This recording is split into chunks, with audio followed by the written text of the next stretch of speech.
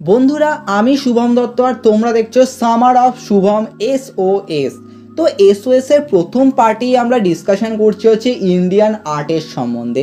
আমরা কথা বলছি ভারতের চিত্রশিল্পের কিভাবে উৎপত্তি হয়েছে এবং যুগের সাথে সাথে কীরকমভাবে পরিবর্তন হয়েছে। আর আমরা ডে ওয়ানে ডিসকাস করেছি Indian tribal art and folk art সম্বন্ধে এবং বেশ কিছু আমরা এক্সাম্পলও দিয়েছি।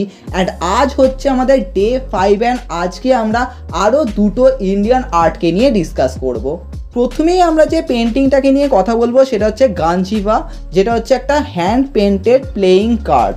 তো ওয়েস্ট বেঙ্গলের বাঁকুড়া জেলার বিষ্ণুপুরে বেশ কিছু আর্টিস্ট ছিল যারা গাঞ্জিভা নামক কার্ড তৈরি করত এবং এই কার্ডের মধ্যে দেখতে পাওয়া যেত মাইথোলজিক্যাল ক্যারেক্টার থেকে শুরু করে, যেমন ধরো বিষ্ণু 10 অবতার, এবং এই কার্ডকে 10 অবতার কার্ড নামেও পরিচিত। যখন এখানে দেখতে পাওয়া যেত যে হ্যাঁ বিষ্ণু 10 অবতারকে উল্লেখ করা হয়েছে ডিফারেন্ট কার্ডের মধ্যে দিয়ে। তবে এই গাঞ্জিভা কার্ডের উল্লেখ কিন্তু মোগল যুগে আকবরের শাসনকালে আব্দুল ফজলও কিন্তু দিয়েছিলেন। এই কার্ড বিশেষত বলা চলে যে বিভিন্ন জায়গা, যেমন ধরো উড়িষ্যা, মহারাষ্ট্র, ডিফারেন্ট জায়গায় দেখতে পাওয়া যায় এবং তার কিন্তু ডিফারেন্ট নামও আছে, যেমন ধরো দরবারি, বাজার। তো এরকম নামের কিন্তু এই কার্ড কিন্তু লক্ষ্য করা যায়। তবে হ্যাঁ, এই কার্ডের যদি আমরা থিমকে নিয়ে ডিসকাস করি তো এখানে কিন্তু দু ধরনের থিম দেখতে পাওয়া যায়, একটা হচ্ছে হিন্দু এবং মুসলিম। আর বেসিক্যালি কী হয় যে ধরো মুসলিম থিমের ক্ষেত্রে আমরা দেখতে পাই যে কার্ডের ওপর হয়তো বেগম সুলতানদের ছবিকে ফুটিয়ে তোলা হয়েছে। তার থেকে শুরু করে যখন আমরা হিন্দু কার্ডগুলোকে দেখতাম তো সেখানে 10 অবতার, যেমন ধরো আমি অলরেডি বললাম বিষ্ণু 10 অবতার থেকে শুরু করে মাইথোলজিক্যাল ডিফারেন্ট ক্যারেক্টারকে কিন্তু এই কার্ডের ওপর ফুটিয়ে তোলা হয়। তবে হ্যাঁ, এই কার্ডগুলোকে কিন্তু একটা সেটের মধ্যে কিন্তু দেখতে পাওয়া যায়। ধরো একটা সেটের মধ্যে হয়তো 12টা কার্ড রয়েছে, তো এইভাবে। আর বেসিক্যালি এই কার্ডগুলো কিন্তু ইউজ করা হতো কোনো খেলার ক্ষেত্রে বা বলা চলে কিছু সাজানোর সময় কিন্তু এই কার্ডগুলোকে ব্যবহার করা এবং বিভিন্ন জায়গায় কিন্তু এই কার্ডগুলোকে বিক্রিও করা হতো। এবার যদি আমরা একটুখানি এই কার্ডের টেকনিককে নিয়ে দেখি তো এই কার্ডগুলো নর্মালি রাউন্ড শেপের হয় এবং 5 থেকে 7 সেন্টিমিটার ডায়ামিটারের হয়ে থাকে। তো ফার্স্টে কী করা হয় যে একটা কোনো বিশেষ কাপড়ের ওপর কোনো পেন্টিং করা হয়, তো সেটাকে এবার কাট করে কোনো একটা প্লেটের ওপর, সেটা হতে পারে পাথর হতে পারে, সেটা হতে পারে কাঠ হতে পারে, তো তার উপরে আঠা দিয়ে আটকে দেওয়া হয় এবং এইভাবে কার্ডটাকে করা হয় এবং তার উপরে ভার্মিলিয়ান পাউডার অ্যাপ্লাই করা হয়। এবং এই কার্ডগুলো বেসিক্যালি দেখতে পাওয়া যায় যে হ্যাঁ ডিফারেন্ট রিচুয়ালে কিন্তু এগুলোকে বিক্রি করা হয়। তার থেকে শুরু করে এই কার্ড কিন্তু প্রচুর প্রচলিত, প্রচুর মানুষ কিন্তু কালেক্ট করে, কারণ এখানে যেহেতু কী বলবো মানে মাইথোলজিক্যাল ক্যারেক্টারগুলো যেহেতু এর মধ্যে ডিফাইন করা হয়, তাই জন্য কিন্তু এই কার্ড কিন্তু প্রচুর বলা চলে ফেমাস।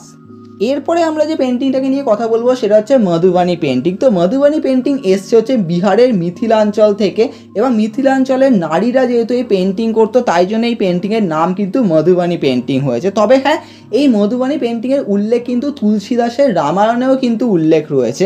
তবে হ্যাঁ, এই মধুবানী পেন্টিংয়ের রুট যদি আমরা ডিসকাস করি তাহলে এই রুট কিন্তু এসছে হচ্ছে হরপ্পা মহেঞ্জোদারোর সময় থেকে। তখন থেকে কিন্তু এর ধীরে ধীরে বলা চলে যে হ্যাঁ পরিবর্তন হয়েছে এবং ধীরে ধীরে এই মধুবানী আর্টের কিন্তু উৎপত্তি হয়েছে।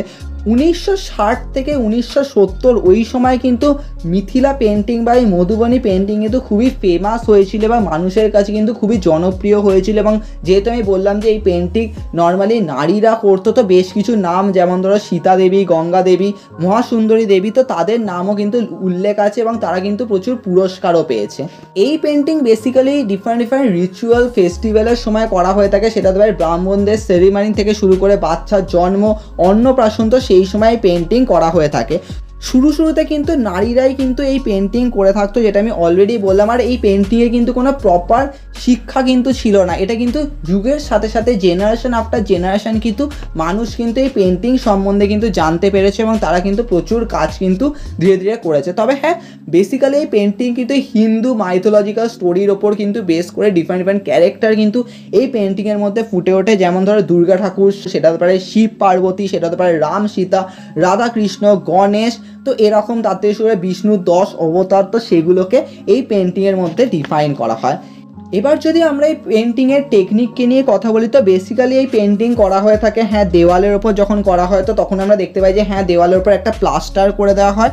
তারপরে আমরা দেখতে পাই যে তার উপরে ধীরে ধীরে কী করা হয় যে একটা স্কেচ বানানো হয়, সেটা হতে পারে কাজল দিয়ে এবং তারপরে অন্যান্য কালার দিয়ে ফিল করা হয়, যেটা প্রাকৃতিক রং হয়, সেটা হতে পারে ভেজিটেবল থেকে, সেটা হতে পারে ফ্রুট, ফ্লাওয়ার তার যে এক্সট্র্যাক্ট থেকে সেগুলো দিয়ে বানানো হয়। তবে হ্যাঁ, যখন এটা মানে কোনো কাপড়ের ওপর করা হয় তখন কি করা হয়, তার উপরে একটা মিক্সচার দেওয়া হয় যাতে কাপড়টা একটুখানি শক্ত করা যেতে পারে, অ্যান্ড তার উপরে আমরা দেখতে পাই যে ড্রয়িংটাকে করা হয়ে থাকে। তবে হ্যাঁ, এই ড্রয়িং আমি অলরেডি বললাম যেহেতু এটা একটা ফেস্টিভ্যালের উপর বেস করে, তো ডিফারেন্ট ফেস্টিভ্যালে কী করা হয় যে এই পেন্টিং করা হয়ে থাকে, তার সাথে সাথে স্টোরি লাইন ডিফাইন করা, ডিফারেন্ট দেবদেবী তাদের স্টোরি লাইন, মাইথোলজিক্যাল স্টোরি লাইনগুলোকে কিন্তু পারফর্ম করা এই পেন্টিংয়ের মাধ্যমে। তবে ধীরে ধীরে কিন্তু এনভায়রনমেন্ট চেঞ্জের সাথে সাথে কিন্তু এই পেন্টিং কিন্তু জেনারেশনের সাথে সাথে কিন্তু অনেক চেঞ্জেস হয়েছে বলা চলে। আর হ্যাঁ, আজকের দিনে কিন্তু মধুবনী বলা চলে একটা ফ্যাশন আইকন হয়ে গেছে, যে বিভিন্ন মানুষজন কিন্তু এটাকে কিন্তু বিভিন্ন জায়গায় ইউজ করে, সেটা প্রায় শাড়ি থেকে শুরু করে জামা কাপড় থেকে শুরু করে বিভিন্ন ডেকোরেশনের কাজে কিন্তু মধুবনী আর্টকে কিন্তু ইউজ করা হয়। ইভেন শুধুমাত্র দেশেই নয়, বিদেশেও কিন্তু এর চর্চা হয় এবং তার উপর কিন্তু কাজ করা হয়। আর সত্যি বলতে গেলে এইভাবেই কিন্তু আমাদের ইন্ডিয়ান আর্ট কিন্তু ধীরে ধীরে আমাদের মধ্যে কিন্তু আরও বেশি পরিচিতি লাভ করে।